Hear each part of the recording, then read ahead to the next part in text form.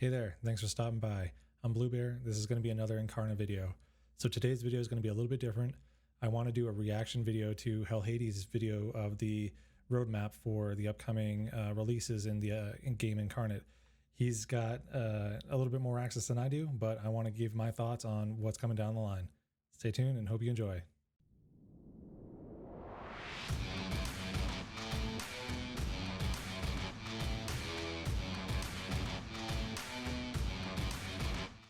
All right, so like I said, Hell Hades has some more access than I do. He's a consultant on the game, so he's got access to the roadmap. But what I wanted to do is just go ahead and look at his video and react to his thoughts and what the future of the game holds. Hey guys, this is Hell Hades. This is another Incarnate video, and it's going to be a whopper. It always is, We have isn't got the roadmap for the next few months around what's coming on Incarnate, and a lot of it is the near future. We're finally getting to that point where the game is coming out for the masses, and some really exciting stuff literally lined up to drop. I'm pretty excited to have more people play the game. It's been a fairly small community thus far, and just to be happy to have more people to talk to about the game and strategies and where we're at. One after the other. So let me get into it. Awesome job from the team here to give me this kind of flow diagram, this kind of roadmap of what is coming. It looks really cool. Just by looking at it first glance, it's a lot of stuff to get done. I'm not sure how long this roadmap is, but we'll we'll find out. I think they've done a really cool job of it. So yeah, the first thing, and this is literally happening right now, enemy tactics. What does that mean?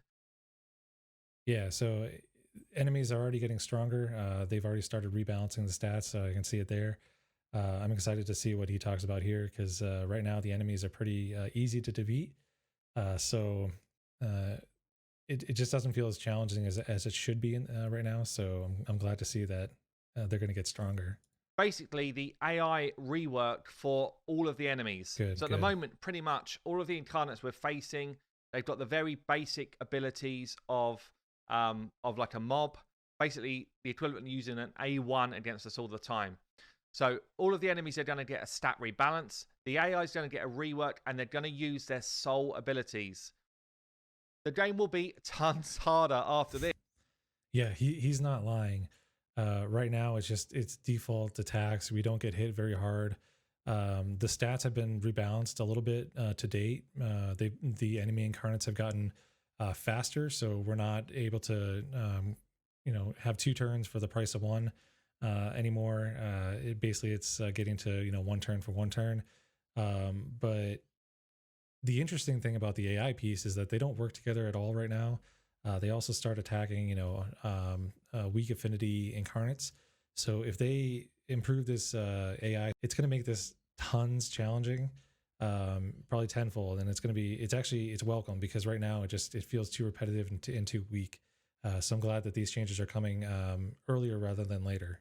We're going to be facing mobs that know what they're doing, yeah, good. that try and position themselves to cause distraction, to work with their teammates. So an AI release is huge for the game. Yeah, it's big. Really looking forward to seeing this come in, because it's going to make a massive difference to what we've been seeing so far.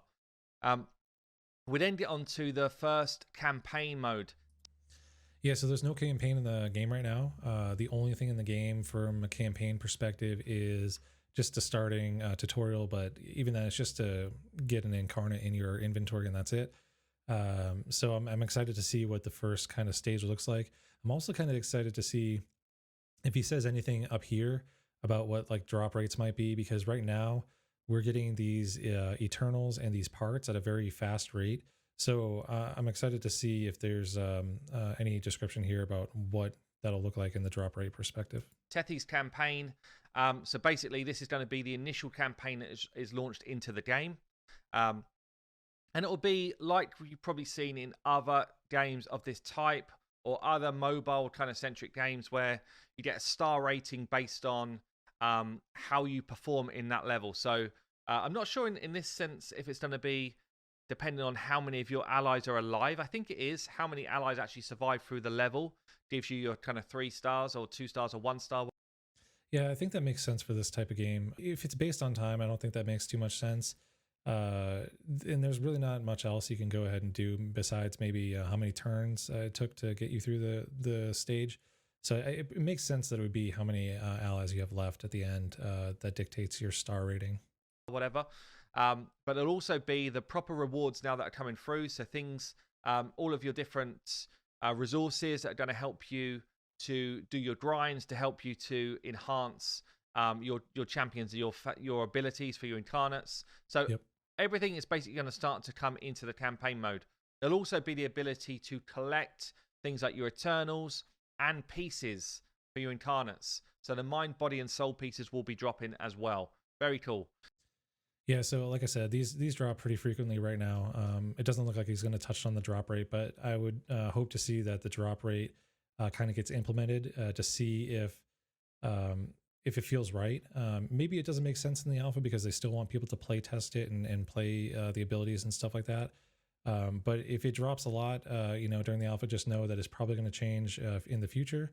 And if it drops, fairly irregularly, then maybe we're getting an idea of what the drop rate looks like going forward. So the home of the Titan, that's the first level that we're going to be, or the first campaign that we're going to get. So we can enhance our incarnates with Eternals. These are already in the kind of demo version that we're playing, but basically every incarnate is going to have up to 6 slots for Eternals, and they're going to be additional abilities, auras, and some of these are actually super cool. It just adds a completely different dynamic to the game. Yeah, it definitely does. So the Eternals, I've got a video of Eternals and what they are in the game, and I'll link it up above. But they definitely bring a lot of more dynamic pieces to the game. So they're all passive abilities, so you don't need to activate them. They're activated, like Hell Hades said, some of them are auras, but some of them are activated on the end of your turn or end of your move, and whether or not you've gone down or up spaces and stuff like that. So it's a crazy piece of the game because it adds more complexity to the game that most games don't have, and it's just something that you have to keep in mind as you play the game and build your teams. So some of these are already in. They're going to be in for the main game. Yeah, so actually, most of them are already in. I think there's only a few of the basic Eternals that aren't in yet. But from what I understand, there's all of the Incarnate specific Eternals are actually in the game. We're just missing some of the generic common or basic ones to be put in the game. Each of the different Eternals also has this kind of upgrade ability using the focuses. So you get different types of focuses. They give you different stats. Each of the different Eternals will have a back to it like this. And you can have a random kind of array of different types of focuses that you could slot in and different amounts of focuses depending on the levels. Yeah, so I did a video on focus gems and I'll link it up above. But yeah, they're already in the game, and he's right. These are actually random. The slots that you get on the back of the Eternals. So you could actually have 2 Eternals. Let's say the Energy Cyclone ones here. You could have 2 Eternals, but have different stats on the back. So you can actually bring them around to different incarnates and actually build Eternals specific for the need that you have for wherever you're trying to improve in the game. It's just a phenomenal feature, and it just allows complete customization of your incarnate that most people or not everybody's going to have that same exact customization on their incarnate. So it's just a huge feature of the game. The other thing about this is the focus gems stats are in the game, but I know that they're actually still in work changing the stats a little bit. So if you play the alpha, just know that they may end up changing a little bit over time. But the video that I'll post up above does have what the stats are currently and what you can expect from them. So these are all upgradable, unlockable, Yep. and they're going to be a really integral part of how you build your incarnates. That's the campaign mode. Let's go on to the first boss fight that's coming Pretty in. excited about this. Valgoth. So Valgoth's going to be the first boss fight at the end of that kind of first campaign. So it's going to be a kind of like acid pools on the floor, terrain manipulation. So basically what you've got here is a kind of boss at the end of the terrain. So it's interesting because at the beginning it shows Valgoth, but in this graphic right here it shows Morgoth. So not sure if this is actually going to be the boss fight that we see implemented. Um, but I'm assuming that because Skeleton Hand put the charts together, um, it probably is, but maybe it's just the wrong boss. I'm not sure, but it's interesting to see that discrepancy. Brain, you're going to have to manipulate the board to get to the boss to lay your damage. You're going to Yeah, so there is a tactic that would probably allow you to manipulate the board, so maybe you can surpass or avoid the ravines of acid. But there's teleporting skills in the game, and there's other tactics in the game that you can definitely use to probably beat this boss. So terraforming isn't going to be the only strategy, I'm sure, but I'm excited to see all the strategies that come out of this. have to avoid things like the poison acid channels. There's going to be like vacuums pulling you and pushing you towards those different poison things. There's going to be mobs spawning. It's going to be pretty intense. I cannot wait for the boss fights. Honestly, for me personally, I'm like, I cannot wait. I did a separate video on this. You can check that out as well, because there is like 6 planned bosses. They're all so unique, and they Yeah, and I would definitely recommend going and watch those videos. Hell Hades does a great job of talking about what the plans are for the bosses. And this is just an example of how unique these boss fights are going to be. It's not just going to be a standalone boss that simply has abilities that you need to counteract. You have to worry about the terrain as well. So it's just so crazy how much they're able to put into this one fight, and how much you have to think through as you're battling these bosses. It's pretty intense, and it's pretty incredible. are really cool. So Hmm. yeah, this is going to be the first one that's built into the game. Yeah, super cool, super cool. Looking forward to that. I agree. There she is in all her glory. We then move on to Echoes. So Echoes is like the summoning portal in Incarnate. Hmm. So they're going to be implementing this. Basically, what happened is you get So I might be a little out of the loop here because I didn't realize that they were bringing a summoning feature to the game. But I think it's a really good idea. These type of games definitely want to have a summoning feature, so you can actually summon. In this case, it would be incarnates. I'm excited to see what they plan. So let's look at that. different types of echoes, and then you'll have this kind of summoning visual, a bit like this here. It's almost like because in effect, an incarnate's a memory, right? So Mm. it's basically you get this kind of memory kind of vision, and then it crystallizes into the actual incarnate that you summon. So there'll be 4 types of echoes: a minor, a major, a transcendent, and a resonant. Okay. Oh, here we And go. basically, the minors are going to be anything between an uncommon and a rare incarnate, fully summoned. The major ones can give you anything between a rare and a legendary incarnate. You get the transcendent, even better again. Mm. Basically, either be epic or legendary incarnates. And then you get your resonant echo, which is basically going to give you a part. So if you think about an incarnate, it's made up from a mind, a body, and a soul. So the resonant will just give you a particular part of an incarnate, whereas the other ones are going to give you fully formed incarnates. So I'm not sure how I feel about this specific summoning style. In most games, you've got champions, right, that have that are good. They've got really good skills. The skills don't change, and when you summon them, you know that okay, I got either a bad champion or a good champion, right? In this game, the incarnates are built from their parts, and you can have 8,000 unique incarnates. So you could actually summon one of 8,000 specific combinations of those parts. I've seen in the gameplay that you don't necessarily always want to have legendary parts with other legendary parts because they don't synergize well.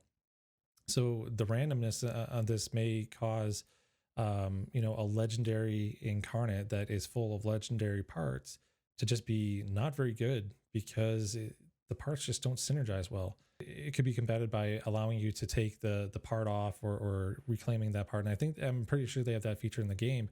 But being able to add your own parts to that legendary or that epic to make it synergize with the other parts that you have or the other incarnates that you have.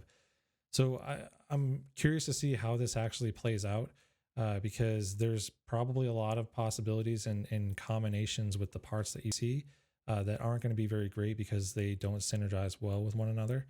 And so you're going to get that feeling of, oh, I pulled a legendary incarnate, but yeah, maybe it's not so good because the parts just don't synergize well. So I'm curious to see how that plays out. I do like the feature of summoning, though. I think it's a really great feature, and I think it's needed in the game.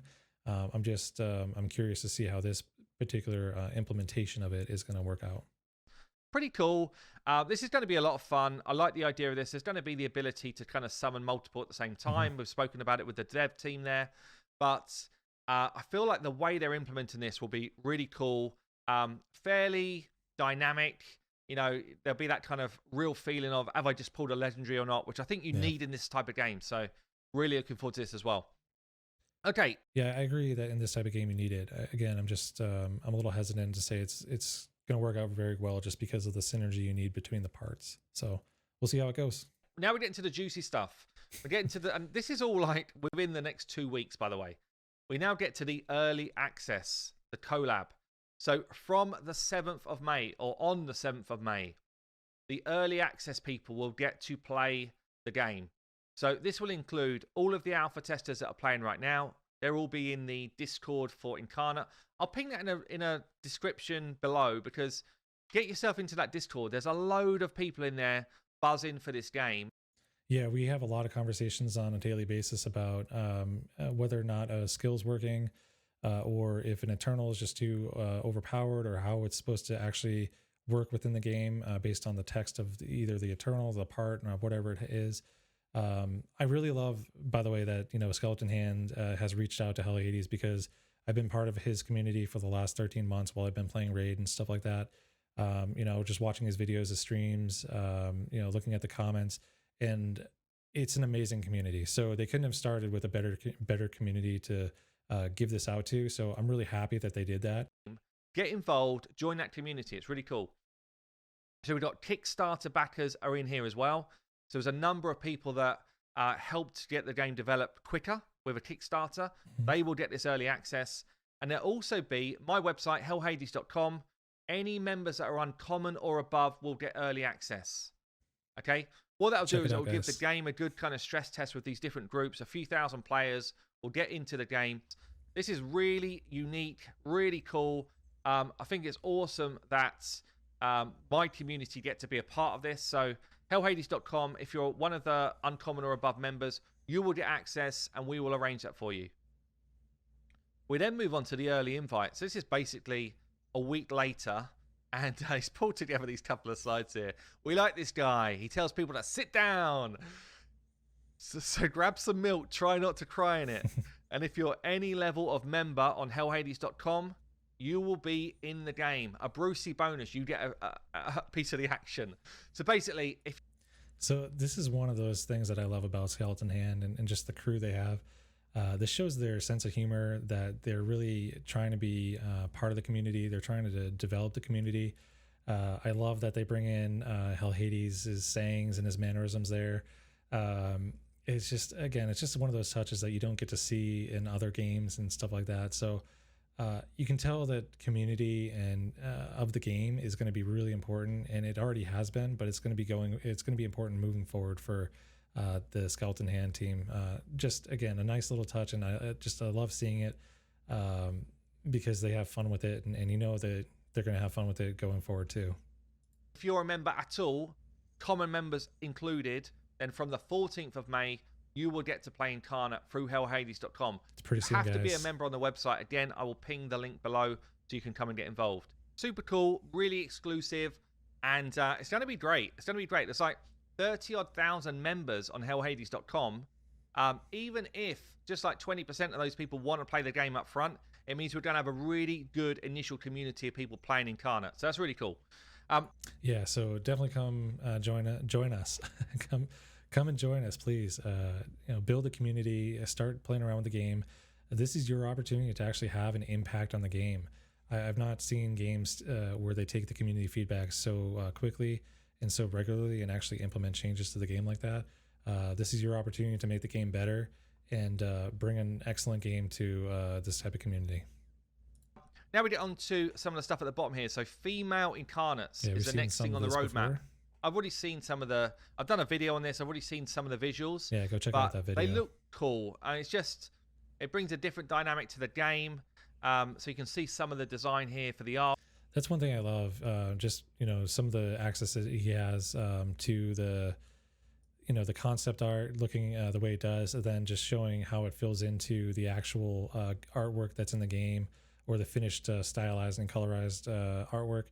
It just shows that Skeleton Hand has plans. They execute those plans, and it shows just what their thought process is on the development side of it. Just really neat insight into the company itself and the way they're building their game. So you can see some of the design really here cool. for the Archon. I think the Archon's probably my favorite as well. Just looks so wicked, like this it's kind of definitely flowing really cool. lines. The art style, as ever, is super brilliant. Like so cool. Yeah. And this is how they kind of make them up when they do their modeling. Here's We've got the judge here. Yep. Judge is by far Again, my it's favorite. almost like a I think, kind in the of game. empowered, sinister type of look to it. I really like it. Yeah, another judge. And the judge is kind of meant to be that almost, I'm not taking sides, but she packs a punch. Again, here's the kind of the modeling of it. The Nizari, so the humanoid type of race. These Nizari can clone themselves as well, so that's why we're seeing multiple here. Again, the modeling's here.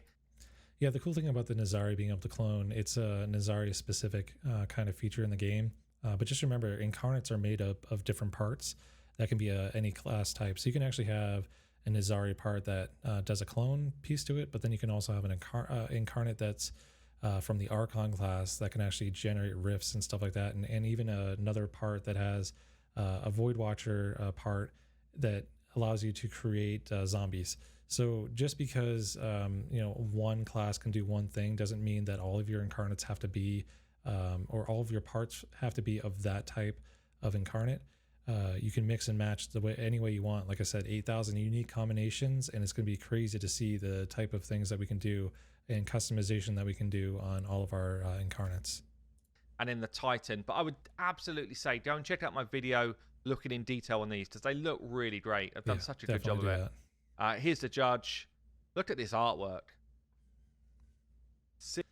Yeah, so the artwork piece is, I love it. I mean, I'm not a big fan of games that are just like too cartoony, but they don't have to be like super realistic for me to like them either. This is a really nice blend where it does have that kind of animation style to it, but also realism coming into it as well.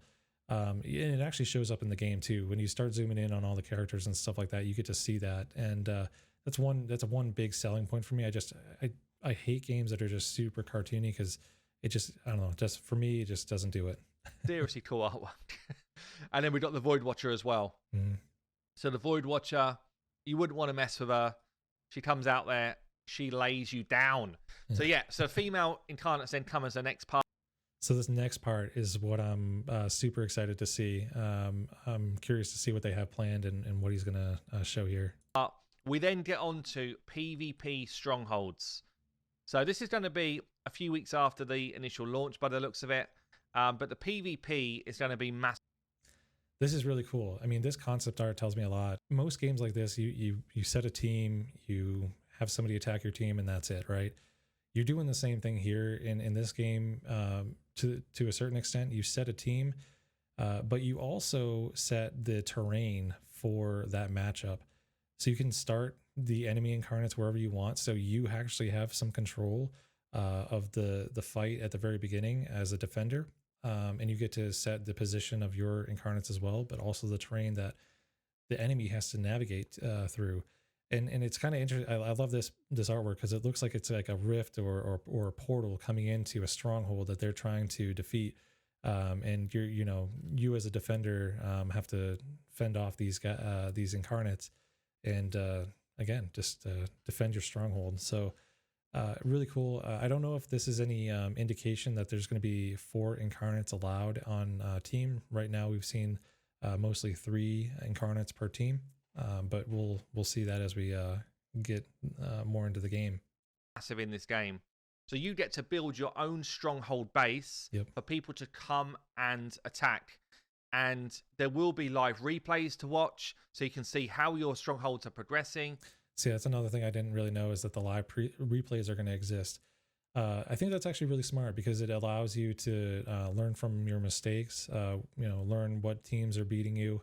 But it also allows newer players if you're able to share those live replays, whether it's via YouTube or just some website that hosts them, you could actually have people look at your replays and learn from them as well, and potentially avoid some mistakes that you had. So it's another community enhancement, I think, if they allow it to be shareable. As you develop your account, you get more points to input against your strongholds, and you're able to build different structures. You're able to put in traps, mines, that type of stuff. You're able to put in things like summoning portals. There's all sorts of stuff they're planning on. I think from a technical perspective, this just is insane. This is a lot to go do in a short amount of time. Kudos for them. Like I said, they tell you what they're going to do and they go do it. So this looks insane. um, I can't imagine the complexities this is going to bring just into the gameplay itself, but just technically on the game itself. It looks like ridiculously good. It looks better It than does. any game in this genre for PvP that I've seen. Yeah, tell me a game that has anything like this out there. Please comment below if you know of anything. Hell Hades has more experience in these type of games than I do, I think. But just looking around, I couldn't find anything. This seems like it's going to be really intense. Pretty awesome. Really looks cool.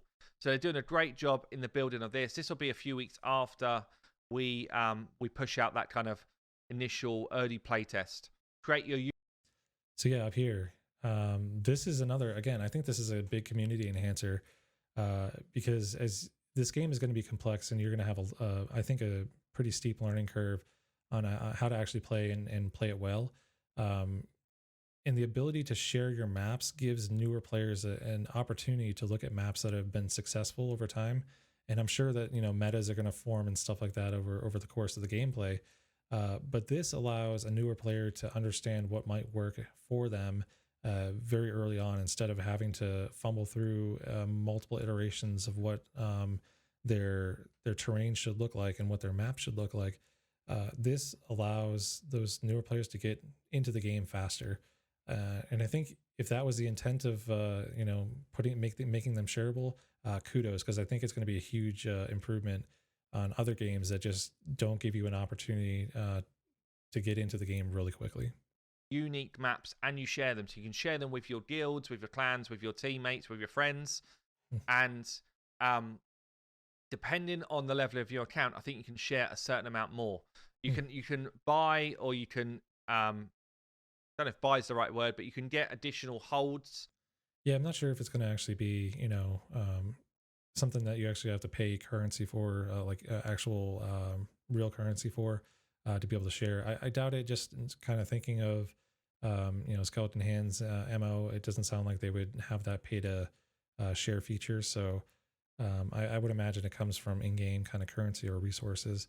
But I love the thought, and I love that this is being implemented for templates. So if you can have like up to 3 templates, and you can switch your stronghold defenses over based on what you want to do, or based on the incarnates that you're putting in them.